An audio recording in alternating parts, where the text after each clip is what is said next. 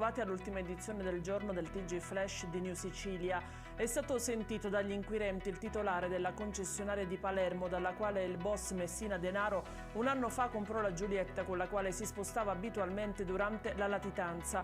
Il commerciante, viste le foto del capo mafia sui media e riconosciuto il volto dell'acquirente, ha confermato che la macchina fu acquistata personalmente dal padrino. Il veicolo, del quale sono stati trovati documenti nell'ultima casa di Messina Denaro a Campobello di Mazara, era intestato alla madre di Andrea Bonafede, il geometra che ha prestato l'identità al boss.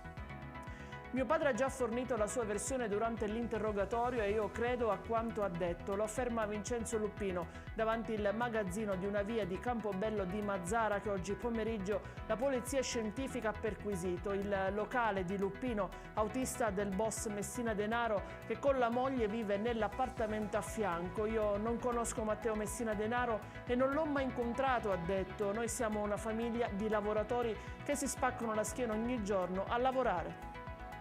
I vigili del fuoco hanno aperto il portellone del traghetto e sono entrati dentro il garage della nave GNV Superba, dove la sera di sabato 14 gennaio si è sviluppato un incendio mentre il traghetto era ormeggiato nel porto di Palermo. Da ieri pomeriggio proseguono le operazioni di spegnimento nel Ponte 4, è stata inserita della schiuma per cercare di raffreddare la zona dove ci sono i mezzi parcheggiati.